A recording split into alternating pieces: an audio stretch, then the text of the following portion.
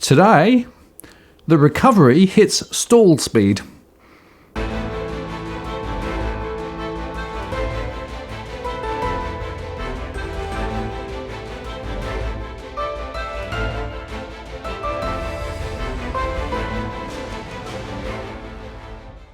Hello again, it's Martin North from Digital Finance Analytics. Welcome to the latest post covering finance and problem news with a distinctively Australian flavour. Today, I'm joined again by journalist Tarric Brooker.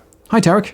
G'day, Martin. How are you? Yeah, pretty good. So we had a whole load of data that came out, and it's looking pretty wobbly, isn't it? Yeah, to say the least. Unfortunately, we're seeing all the GDP numbers came in worse than expected, and more than that, you look around the world at all these various PMIs, services indexes, high frequency data indicators, and it's just showing the beginning of the 80 to 90% economy. Just everything's stalling, and we're not really seeing much further growth in a lot of countries. And the point I think we need to underscore is that if you look at the last time things were pretty bad, the global financial crisis, right? The financial crisis hit, but the ramifications rumbled on for a number of years. Home prices fell for the subsequent 5 years. Business confidence decayed. More businesses went out of existence in years 2 and year 3 than in year 1, right? And so that was a small crisis relative to what we're dealing with now, right? And therefore we should assume that we are just in the foothills of what's going to happen. And yet, of course, our government is actually withdrawing stimulus. It was 25% of GDP last quarter, 7.5% of GDP this quarter, and below 2% next quarter. Something doesn't add up. Well, in a way, I sort of have to give them credit for not doing the whole extend and pretend with the entirety of stimulus. But by the same token, they need to be able to replace it with something that's going to drive a recovery. Now, I understand that, JobKeeper and all that sort of stuff isn't really all that effective. I mean, we saw that in the national accounts. We saw corporate profits get boosted by 15% to their highest level on record. We saw record dividends and record profits from quite a few companies. So it's clear that JobKeeper is really doesn't work for its intended purpose. The point is, it's actually company keeper, not job keeper. Well, exactly. I mean, Labor MP Andrew Leigh said the other day in Parliament, he called it dividend keeper. And you're right. I mean, it's like we discussed, I think it was back in April when they first announced this policy. We talked about something targeted at workers who are actually definitively being affected by the pandemic through this a UBI sort of thing, like what we've seen, similar to what we've seen in the UK. The way that they only pay the money to people who've been definitively furloughed or affected, rather than JobKeeper, which uses this sort of, what would you call it, the turnover-based system of, your turnover was down X, 30, 50% for a short period, we'll give you all this money. But, that's obviously just turned out to be, as you say, just company keeper. Yeah, and look, you can be very creative with accounting, right? So you can report your turnover lower just to make sure that you actually can get all of that money, right? And I don't know that there's any dotted line that's clear between money coming into a company in JobKeeper and it flowing through to employees. No. Well, I mean, it's just sort of like painfully simple maths, isn't it? You give a company that doesn't actually have reduced turnover for the vast majority of a period $1,500 to pay a worker. That's $1,500 that doesn't have to come out of the company's pocket. Yep. Now, however you want to sort of do that in terms of the actual accounting, it's $1,500 more than what they had before. So it just doesn't really make any sense to me that there was no provisions put in place to prevent, things like record dividend payouts or enormous executive bonuses and all those things to at least prevent that, or, not make a crap policy in the first place. Yeah. So let's be clear then. The top end of town benefits from this way more than small businesses. Many small businesses I surveyed said they couldn't actually engage with JobKeeper. It was too complicated, and it wouldn't have actually helped them anyway. They didn't have the funds available to be able to pay money out before the money came in, all of those things. So there were a lot of small businesses who really got no benefit from it at all. And as a result of that, you've got to say that, out of 10, you'd give JobKeeper, I think, about a 4 or a 5, no more than that. I think we should also talk about BankKeeper. That's not what it's officially called, but that's actually what the Reserve Bank has been doing, right? So basically, on Tuesday, Philip Lowe announced that they were going to provide even more funding to the banks over a longer term on the principle that the banks will lend more to the business sector. But it's really interesting to understand how little of that initial funding was actually lent out to businesses. So you sort of scratch your head thinking, well, hang on a moment. So the banks are getting more cheap funds, but are they going to actually lend it?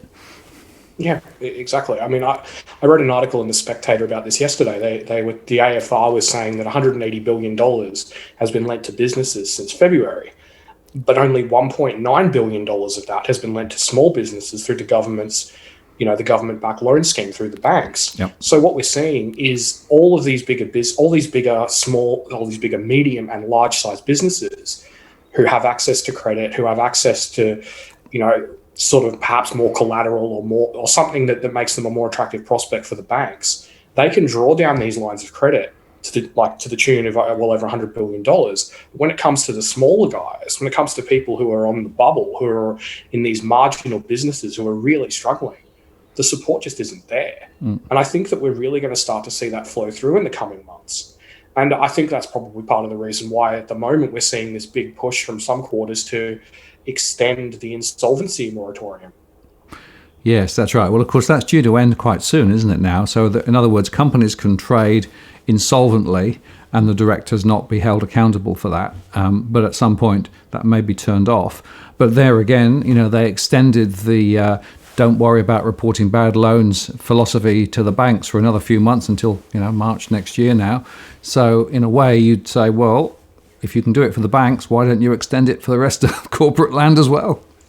Yeah, I suppose. I mean, Caroline de Russo made some interesting points in her recent podcast with the guys from Nucleus Wealth, just pointing out how the problem with extending the insolvency moratorium and all the various protections is that then you have this contagion of unpaid invoices, of basically all these good businesses being dragged down by the bad, because there's going to be all these unpaid invoices, all of these unpaid debts that are never going to be repaid. It's never going to happen. And the longer that goes on, the more this contagion is going to spread when it's finally allowed, when the insolvency wave is finally allowed to hit. Yeah, and there's a really interesting point. In fact, Nucleus Wealth made that point again, that we've moved away from capitalism, right? Basically, what we're actually doing is saying it's not now feasible for businesses to fail, right? So we will prop them up as best we can to keep them all going for as long as possible, right?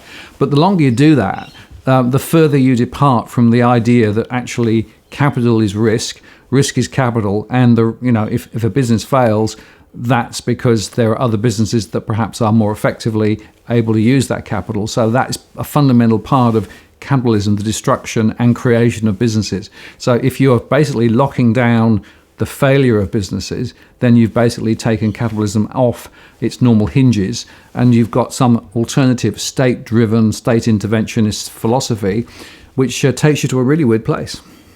Yeah, indeed. It's something that's also going to disproportionately benefit these larger businesses, because if we're talking about businesses not being allowed to fail, obviously the impetus is going to be far greater on a business that has 50 or 100 or 1,000 employees than the local corner hardware store, for example, that employs 5 or 6 people.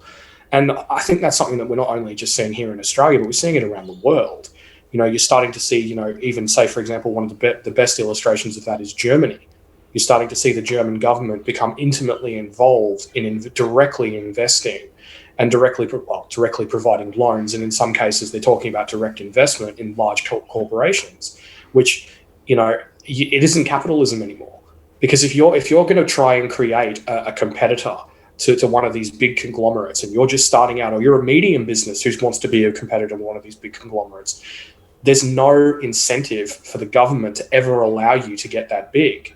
Because there's going to be job losses, there's going to be losses of capital, there's going to be losses on the balance sheet for the government, and that's something that they're not going to want. So you're basically just sort of moving towards this almost, I wouldn't call it Soviet-esque. I'd say it would be more like China, more like state-owned enterprises getting preferential treatment. Yeah. Well, it really does twist the playing field remarkably. I was talking to, and look, I've been running some of my one-on-one sessions with a whole range of different people over recent weeks. It's been a very, very interesting exercise, not only in sharing some of my information about what's happening in the property market, but also getting quite a lot of input from people as to how they're thinking. But one thing that's struck out really strongly is that there are a lot of small businesses there who are saying it is not feasible for me, for example, to have an apprentice and come and train them, because if I train them, they're just going to leave again, right? Or I can't get the funding that I need to be able to actually make that next business investment step in my business. These are all small businesses, right? So there is something weird that is basically saying small business in Australia, despite all the lip service from Canberra, doesn't get the support it needs. Nobody really understands what it's like to be there on the front line, trying to wrestle with all of the red tape, all of the processes and procedures you have to follow if you start employing people and everything else, and then not being able to get finance. We have got the small business sector really trapped in a corner at the moment. And yet it seems to me that pretty much all the initiatives that have been rolled out so far have been sort of up there at the top end of town. As you say, it's not really capitalism anymore. We're missing a really big part of the economy, and surely those small businesses should be where we should be focusing, because they potentially can become bigger businesses and then can create more value and more jobs. Well, yeah, I mean, it's not, but it goes. I think it goes well beyond that as well. I mean, small businesses are the lifeblood of the economy. They're an enormous employer of people, and the thing is, it's all well and good to protect all these bigger companies, but small businesses are the lifeblood of suburbia. They're the lifeblood of what you would probably consider to be the real Australia, and without the support, that is one of the things that really concerns me the most, because, like as you say, we are only in the very, very early stages of this crisis. This could go on for 4 or 5 years. We really just don't know. And if these businesses are already falling over now, I remember you said in one of your videos, I think it was with Edwin, saying that 1 in 3 small businesses could close. What was it, in the next 6 months? Correct. That's exactly right. That's from the surveys. It's slightly higher in Victoria, slightly lower up in Queensland, but yeah, that's the average. Yeah. So, I mean, if we're having that many businesses close now, if we're having unemployment up around 10% in terms of the official headline rate, and probably far higher in terms of what we would consider to be the real rate, yep, and we're not supporting these businesses now, what are things going to look like in 12, 18 months, 2 years' time? I mean, it's kind of really concerning. I mean, it's downright scary in a lot of ways, to be completely honest with you. We're going to end up with a smaller number of larger companies who will survive and will have got all those government supports, but we'll have lost a lot of the foundational and future businesses in Australia. That's how I'm reading it at the moment. And none of the initiatives that I've seen in any way address the needs of small businesses effectively. They're talking about cutting red tape and all those things, but yeah, we've heard that for many, many years, right? Of course, the government strategy is, well, we'll offer tax cuts, right? Well, tax cuts are going to go for the ones who's paying the most tax, right? That's how it works. So that may not be actually that effective in terms of actually stimulating what we need. It's like nobody gets where the foundation of our economy actually lives, and what needs to be done to be able to protect that and allow it to thrive and develop. There should be investment in those small businesses. There should be an easier path to being able to help those businesses to grow and develop, because we can't just rely on large businesses digging up chunks of Australia and shipping it out to China into the future, and then relying on all of those big service industries like education, or I guess tourism, both of which are turned off at the moment. Alone, we have to get the small business sector functioning way more effectively and needing more support. I mean, it's so obvious to me. I just don't understand why it is that the parliamentarians don't seem to see it. I suppose it's about to be a tad cynical for a moment. It's not the small businesses cynical? Me cynical. Who to thunk it? No, it's small businesses aren't the ones who drive the political donations. Yeah. They aren't the one. It's the if you read the donor list of the Liberal Party, the Labor Party, it's BHP, it's the big 4 banks, it's all these sort of big conglomerates. And just on the point of small businesses for a moment, I think that if someone sat down with Scott Morrison and explained to him exactly how many loans, so how many business loans are collateralized against the principal place of residence and property, and the number of people, if 1 in 3 businesses goes bust, now if that actually fully 100% comes to pass, in all likelihood that will crash the property market. It's crashing anyway, so it'll just be another brick in the wall in terms of the whole thing falling over. Well, an even bigger crash there. Yeah, no, exactly. But you're right. So if you look at the data, right? So of that 1/3 who say that they're unlikely to survive in 6 months, and they're making some assumptions about no ongoing support. Roughly half of them have collateralized loans against their main residence.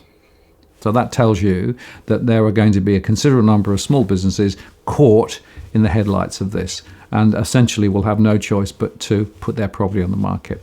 And that is a terrible thing for those individual businesses, but a terrible thing more broadly for the whole economy. Yeah, absolutely. It's kind of, I mean, do you happen to know like what sort of numbers you're looking at in terms of how many people could potentially be forced to sell under those, forced into that difficulty under those circumstances? Well, let's take some conservative numbers. Let's assume that there's around 2 million SMEs in Australia. It depends where you put the cutoff point, right? So basically 1/3 of those are now saying, things aren't looking good. So, 1/3 of 2 million. So it's a considerable, and by the way, quite a few people have a mortgage that is actually on their primary residence, which they're servicing as well, but also using the equity to support the business. So it's that duality, right? So it's quite complicated to unpeel. But I would have thought, even conservatively, you're looking at 250, 300,000 forced sales potentially over the next 2 or 3 years if this goes the wrong way. But when I say forced sales, I don't mean banks foreclosing. What I mean is they take the decision proactively to say, I've got to sell, right? Because that's what I'm seeing at the moment in my servers. I'm not seeing the banks heavy-handing people yet, although some of them are being encouraged to consider their position, right? And we'll see more of that. What I'm saying is that people start to realize that there is no hope of them being able to pull the business back. And then they're trying to sort of manage the process out and beginning to think about, well, do I sell and how do I sell? So I suspect that's the process we're going to see. In a way, that will mask the defaults number, because I think the defaults number will stay quite low for some time yet. Remember that we have full recourse borrowing in Australia, which means that basically even if you sell the property and there's insufficient equity to pay back the loans, you still owe the loans. So that's something that people have forgotten about compared with the US, where in many states you don't have full recourse. So that's another factor to bear in here, right? You can't just hand the keys in. So this is a very complex situation. But now there's a significant number of businesses that look to me as though they're going to be forced to deal with their properties ahead. Well, I mean, considering the sort of housing turnover rate, according to the RBA, of around about sort of 3% of around 10, 11 million properties, 300,000 could potentially coming on the market over the next 2 to 3 years is just, it's an absolutely seismic shift. Yeah, no, it is, and we know investors are also in that difficult situation. Now, I did a show last night on the ABC The Business. They got me on to talk about investor stress, and I let fly because I felt that it was time to actually just call some home truths, and I got quite a few pieces of feedback, mostly positive from people on that, because I was making the point that even property investors, the economy doesn't work for property investors now because the rentals are disappearing and there's no capital growth and negative gearing is less powerful. So another group that potentially will be thinking about selling. So wherever you look, you see more selling pressure on property rather than those who are still thinking of buying. Now, first-time buyers, are still being bribed. They will still buy. Probably a mistake, but they probably will. And then, of course, you've got those up trading who can think, well, maybe it's a good time because prices are going to fall and therefore I can buy bigger later. So, but the whole market is being shifted, and it's a seismic shift in property, right? And it's linked directly to all those broader economic factors that we've been talking about. No, I agree. And I think that's one of the sort of key things to keep in mind. A lot of people have been talking about support for the property market. And some people have been saying, well, look at the stock market, look at the support we've seen from the Fed, from regulators, loosening standards, from the politicians, throwing stimulus at the economy, or Trump tweeting all these sorts of this and that. But at the end of the day, the property market is different. The property market is directly linked to the real economy. That is, while obviously during the good times you got the sort of relaxation of credit, the cutting of interest rates, all manner of different things that can support it. At the end of the day, as you've rammed home, probably for a couple of years now, the key is unemployment. If people are unemployed, if confidence is impacted, then for example, CoreLogic had a thing the other day that showed housing turnover versus consumer confidence, and there's a fairly strong correlation between the two.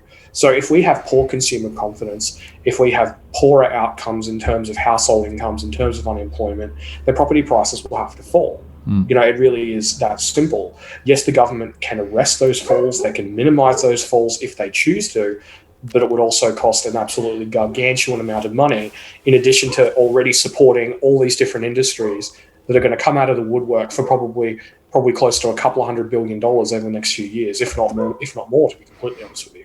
Well, I did a couple of back-of-envelope calculations, and look, these are rough, right? I reckon that if the government wanted to save the housing market, right, they would have to invest about the same as the total debt outstanding now, so 800 and something billion, right? If they wanted to support the banks, but not support property prices, and allow property prices to fall down, but effectively provide support to the banks, so the banks and the financial system is maintained, that's about 200 billion, right? So those are the price tickets we're talking about in round numbers, right? It's big numbers. Now, I think the 200 billion number is not completely stupid, right? And therefore, I think it's more likely that they will focus more on supporting financial stability in the banks rather than trying to hold the property market up. That's my gut feel. Now, they'll try and do a little bit up to the election, but seriously, if you were going to support the whole property market, you're talking big hits. Yeah, no, I agree, and I think another important thing to remember for people is that we've been talking about this for 5 or 6 months now. But if you look at residential property investors and you compare them to, say, commercial landlords, you compare them to businesses, you compare them to all these different groups who have been either getting government support or desiring government support, they've got nothing. Residential landlords have, they've got a mortgage deferral that the banks have managed to give them, but that's it. There has been almost zero support from the government, and I think people have to look at themselves and ask themselves this question. Back in April, the RBA was talking about obscuring the fall in housing prices. They were panicking big time, and obviously they were communicating with Treasury, they were communicating with APRA, then they were communicating with the government, right? And the government did nothing. I think people need to let that sink in for a moment. Even when it looked like prices were going to crash, the government did nothing. This isn't like back in 2008 when Kevin Rudd and the Treasury got that memo together that Joseph Walker got from Freedom of Information that showed them panicking and going, oh crap, we need to save the property market. We're going to do X. That didn't happen this time. And I think that's something that's really key to keep in mind, because not only that, but if this does deteriorate as significantly as we think it may, by the time the government intervenes with what little they will do, in all likelihood, because I can't see them completely blowing up the debt and deficit forever just to save the property market, or so I hope. And there's a risk they do it, but there is. Yeah, but I think it's unlikely. The quantum of investment they'd have to make, and I don't think it would be investment, it would be some other category of spending. I'm not sure what you call it. Hope over anticipation, perhaps. But look, I don't think it's feasible. I just don't think the numbers would stack up. So they're going to have to allow some drift down of prices, and it's going to be quite significant, I think, because it's already happening. And the public indices aren't necessarily fully tracking what's going on yet, and people haven't yet started putting their properties on the market. So it's early days. The other thing about that observation earlier on about what the Reserve Bank was saying, right? They were basically saying, we might want to actually think about dealing with the fact that the data is going to be shaky because of low transaction volumes and et cetera, et cetera, et cetera. So maybe we should turn off the flow of information so people don't get scared, right? I mean, that's basically the argument as I read it. Do you read it the same way? Yeah, more or less. Yeah. Which is a really interesting argument, right? And they didn't do it in the end, but the fact that they were considering doing it is quite interesting, right? And then there was a paper from the Reserve Bank a couple of weeks ago that said, well, okay, property prices can drop 40% and there's nothing to see here, right? Now, hang on a moment. Which of those two schools of thought are actually right? Either they were really worried about the impact of prices falling, or they're saying there is nothing to see here, right? Now, if you look at that 40% number, which was a stress test, right, and look at the way the modelling was done, it was 17,000 households that they used. It was data from 3 years old, and it didn't take account of the critical observation that we're seeing, which is we've got structural employment now at the more wealthy end, because their argument was, well, those who are more affluent have plenty of capacity to support their loans, so that's not an issue. But unfortunately, jobs are now going in that sector of the economy. So I'm afraid that the RBA's paper was just not up to the mark. And so we've got this really interesting dilemma from the Reserve Bank, who on one side, on the hand, says, oh, we mustn't let property prices fall because that will be really concerning. And yet, oh, we can fall 40% and the banks will be fine. Where are they? No, it's interesting when you sort of put it all together. Like I was reading a stress test, I think it was from 2017 from APRA, and they made a whole bunch of different assumptions regarding unemployment, regarding GDP growth, and it was caused by a shock from a slowing China.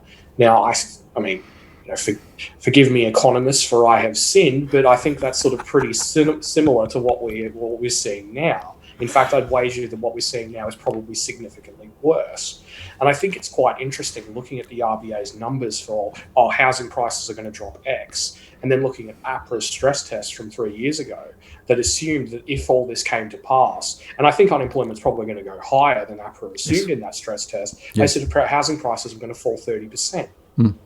30% nationally. And I think it's really interesting that we've got this sort of massive data of all these different assumptions and all these different things that they said, it's going to be really, really bad if this happens. And now it has happened. Yeah. And they're saying, no, the banks are going to be fine. Yeah. But here's a critical point, Tarric. Those stress tests that APRA did were on a bank by bank by bank basis, right? And they assumed in that the banks will be able to access the financial markets appropriately to be able to get the capital they need to be able to run it through, right? It wasn't a systemic crisis where effectively all economies around the world were being hit, right? And all banks in Australia were being hit at the same time. There was no joined up thinking about, well, hang on a moment, I got six banks, they all need access to the capital market at the same time, right?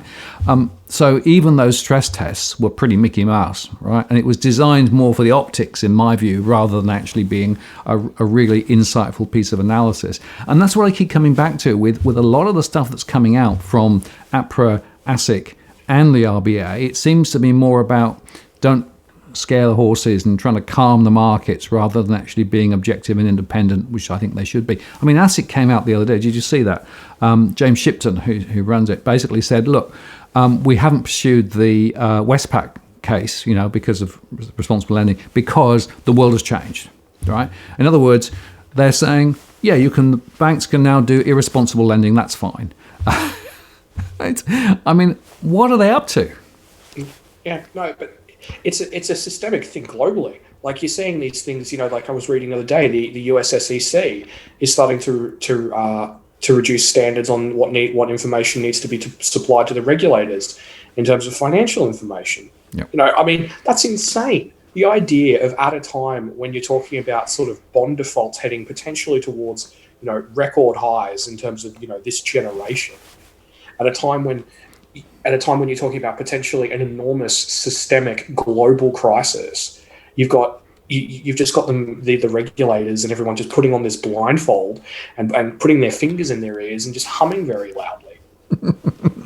Well, I suspect, the three monkeys are probably spring to mind, right? You've got the politicians, you've got the regulators, you've got the banks, and they're all basically saying it's not my problem, it's somebody else's problem. And yet the real economy, the real economy, the small businesses, all of those things, that's where the real pressures are being hit. And I have to say that the gap between where the regulators and the government is, and where real businesses are and real consumers are, is getting wider and wider. No, I can't help but agree. I mean, all you have to do is look at the US. You've got at last count from last night from the Bureau of Labor, you've got over 29 million people unemployed. Yep. The government, are all out there saying, "Oh, look at this recovery," and I just find it ridiculous, to be completely honest with you. I mean, obviously, thankfully, Australia isn't as far down that sort of,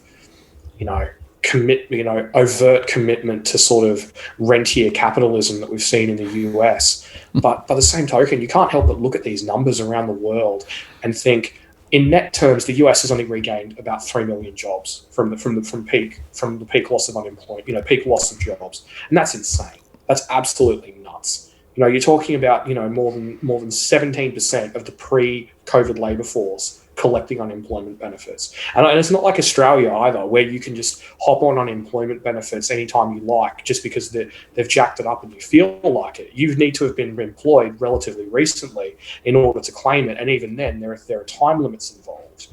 And I just look at all of this high frequency data, the PMIs, and everything else around the world, all these various data points, and like you say, the regulators and the politicians just have no idea. I mean, things are going down the toilet, even with tens of trillions of dollars worth of stimulus flowing through the system globally.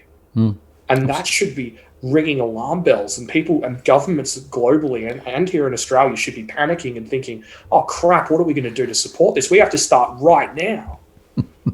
Yeah, but the old definition of insanity, which is you keep doing the same things and expecting a different outcome, right? Because the global financial crisis taught us that just throwing liquidity and creating money or moving money from treasury to the banks, right, to support the system didn't solve anything. It just created a bigger monster, right? And we've now got the mother of all monsters being created now, because they're all doing the same thing again, right? At what point do people actually stand back and say, "Hang on a moment, central banks, you're nuts. This is not working, and it's not going to work. It's not going to get us to where we need to get to.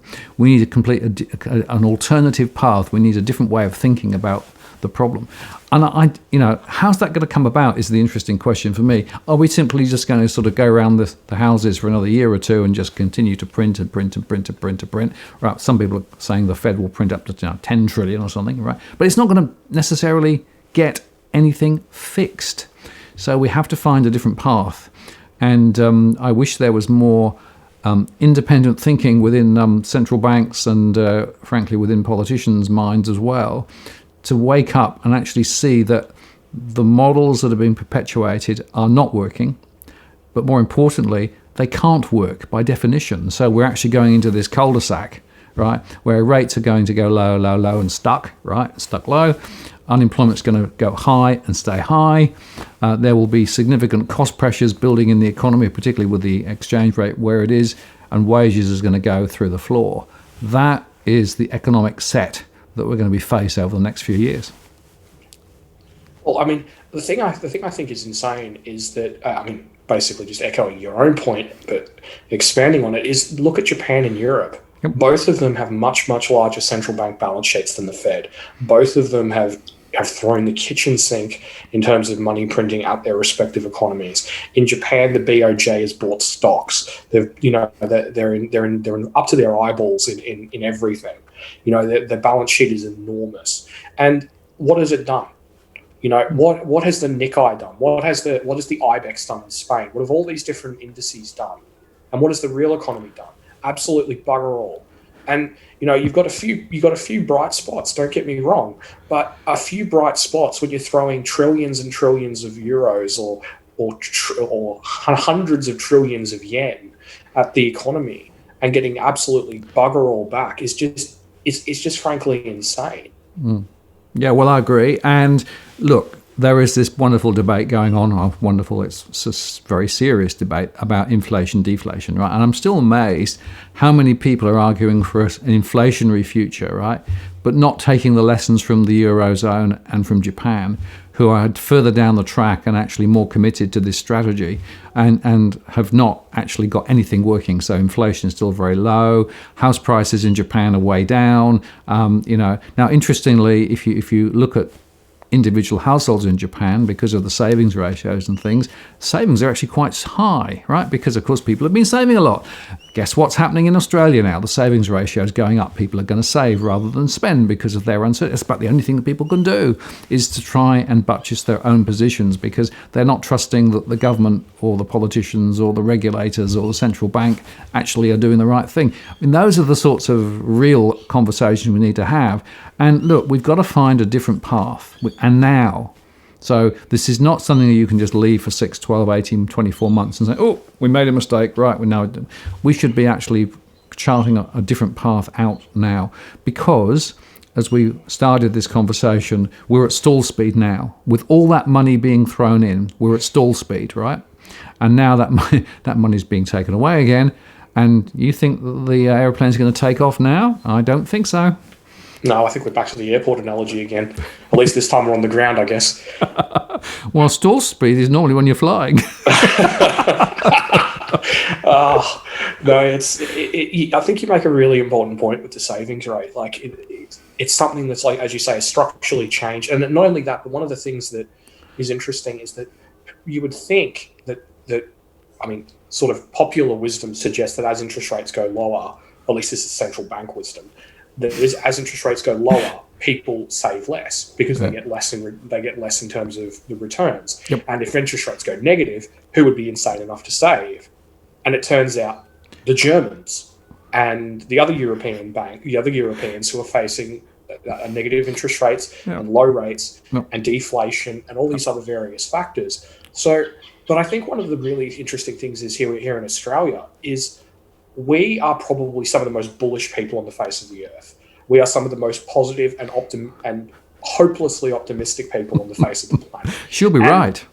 Yeah, exactly. She'll be right. Yep. And I think it's really quite telling to look at the savings rate now and think about the context in the sense that the government and the RBA and Treasury and everyone has said that this isn't the peak. Things are going to get worse. More jobs are going to be lost.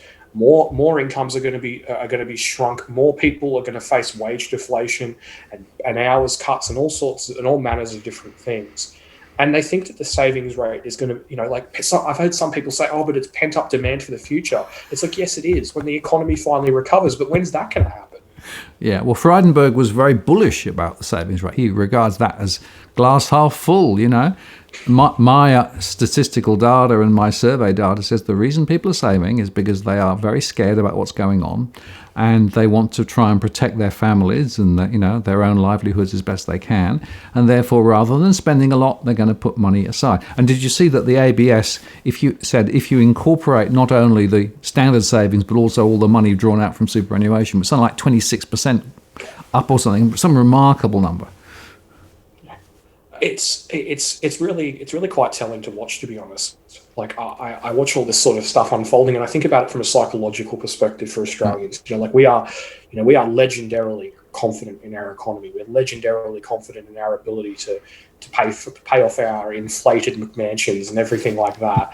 But I think one of the really important things to keep in mind about this is that overall, I don't think confidence in terms of the sort of long-term bullish, she'll be right viewpoint has really been all that badly hit. We've had a short-term sort of hit to confidence that people think, oh, it's the pandemic. In a couple of years, things will be better.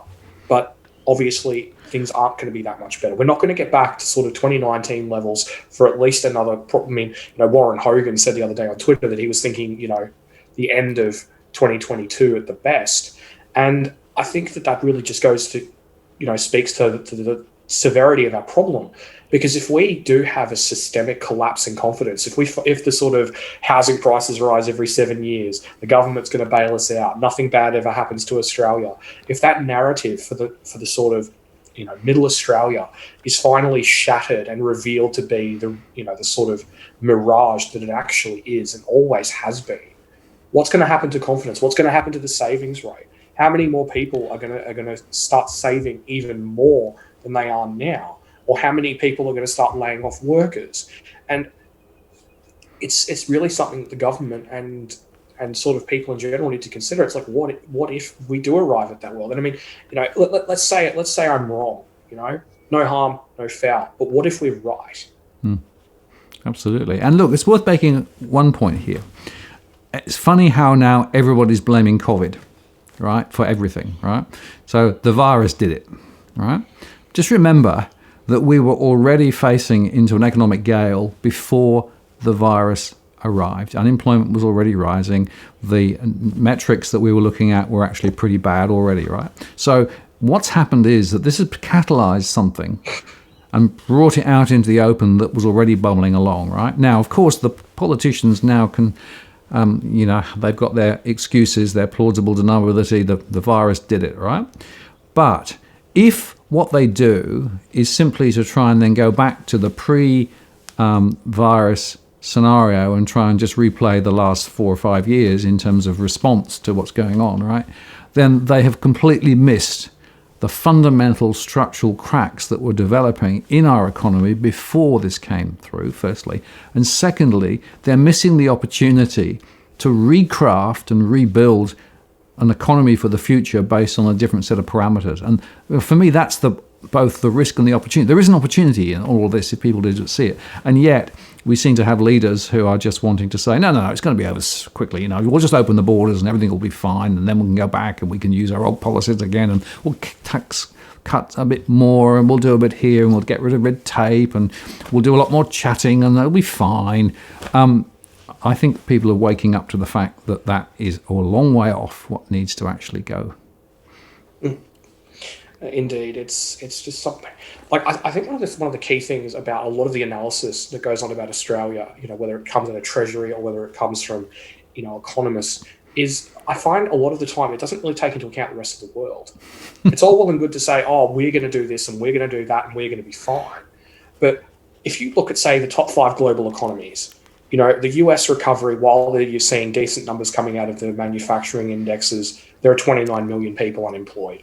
Once the payroll protection program loans expire, that's gonna potentially rise even higher. You look at China, their data is shaky. New export orders, according to some indices, have never recovered. They've never even started to rise from the big drop that came, which is a massive canary in the coal mine for global trade. So that shows that the recovery in China eventually, in terms of its manufacturing, is going to falter unless those orders start to rise, which is looking fairly sort of uncertain considering the circumstances we find ourselves in. And then you look at Japan, which is a basket case, which was already heading into a recession anyway. The word that the BOJ and the Japanese government like to use is the situation is severe. That's their way of saying things are stuffed. And then you look at Germany. They're doing probably one of the best in the world, but still, even then, the rest of the Euro periphery is now falling back into contraction, and that's going to drag them down with it. And they're also going to have all sorts of manners of political and economic issues in terms of the unity of the Eurozone, in terms of debt crises, in terms of bailouts. And then you get to India, which is another basket case, whose economy contracted the most of any major economy, down over 20%.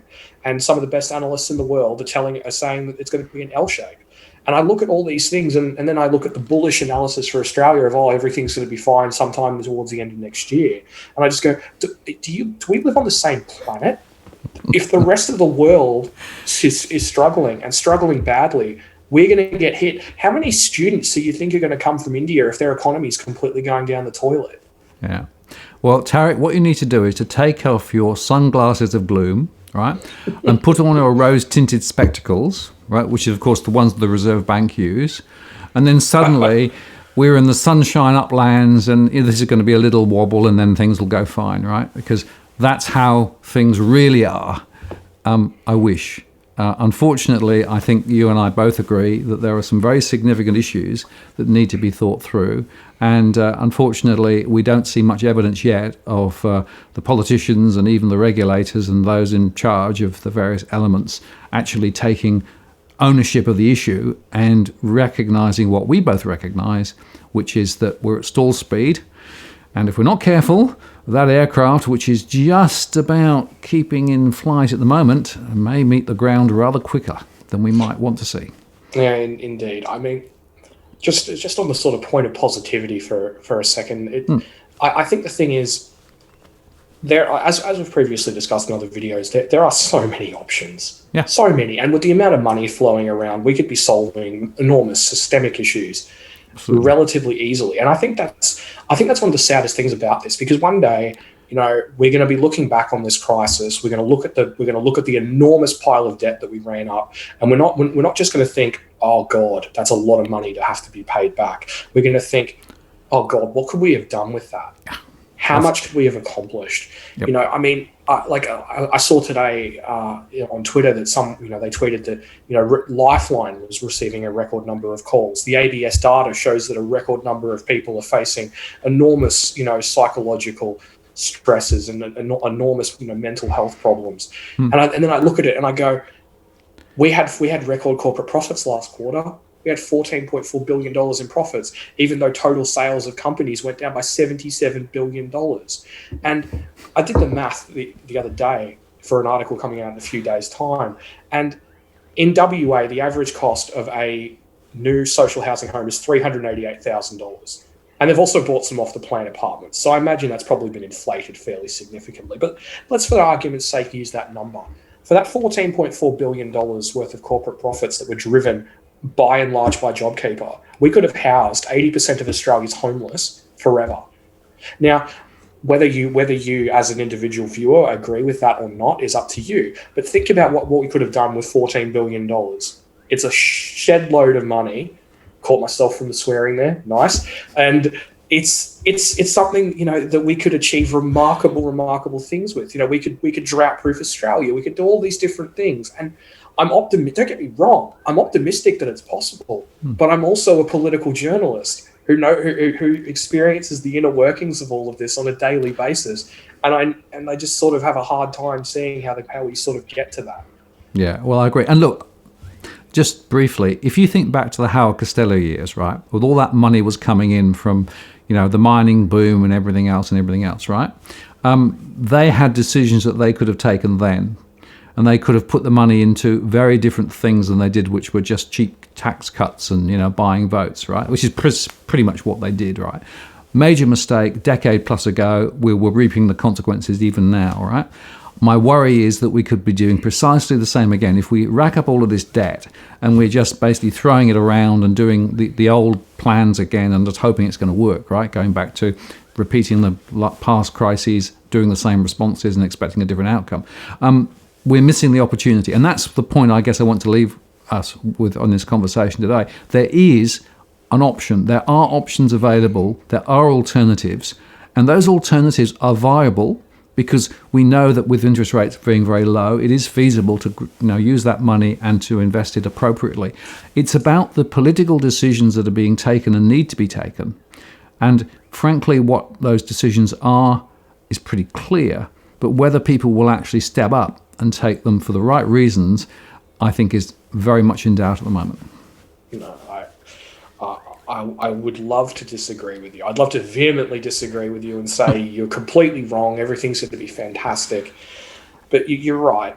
I mean, I just think of the absolute enormous number of things we could do. I mean, just think about for a second the idea that we could borrow 30 years at less than 2%. That all these various schemes that people have cooked up over the years, whether it's like the Bradfield scheme, which sort of seeks to drought-proof Australia and improve agricultural land, or whether it's improving education and fixing up schools that are falling down, or any number of other things. I mean, I'm not going to go on and bore the audience to death, but there are so many things that are possible, and with the interest rates that are this low, and for that long, I mean, 30 years. I mean, that's a long time. Yeah, absolutely. And the idea that we can't derive some sort of economic gains or social gains that justify the economic cost for those things at 2% interest over 30 years just boggles my mind. I mean, people should be beating down the Prime Minister's door with all these different plans to do things. I mean, and I don't even mean just because it's a crisis. I just mean because rates are so low. Yep. But in a crisis, it just should be happening even more. Absolutely. That's the point, you see. And we're turning hopefully positive now insofar that out of crisis comes opportunity. But the decisions that we take through that crisis and the philosophy that we apply is going to actually be with us for the next 20, 30 years, like it or not. So let's hope that we make the right decisions and go the right way rather than just replicating mistakes from the past. Unfortunately, what I see at the moment is just no vision, no appetite for the new alternatives that are out there. And as you and I often say, point of opportunity, but if that opportunity is past, we're going to regret it for a long, long time. Sadly, yes, it's a shame. It really is a shame. I mean, if we had like a Franklin Roosevelt-esque leader who was willing to open the checkbook to build a country for tomorrow, things could be very, very different. And honestly, like I'm I'm extremely positive about what's possible, but I'm just not so positive that Albo and ScoMo and the rest of our good friends in Parliament are going to be able to do what needs to be done. I feel like they're sort of trapped. They're trapped in this old way of thinking, and going and sort of having a broader vision is a little bit impossible when you've got the sort of horse blinkers on and all you can see is the next election. Yeah, that's right. Well, folks, opportunity does knock, believe it or not. There is, an alternative story that could be told. And I guess that we'll probably come back and have another go at that next time, Tarric, because when you and I get together, we end up with some interesting observations. But it's interesting how there's a consistent pattern, which is it's all pretty gloomy, and yet there is light if we could but see it.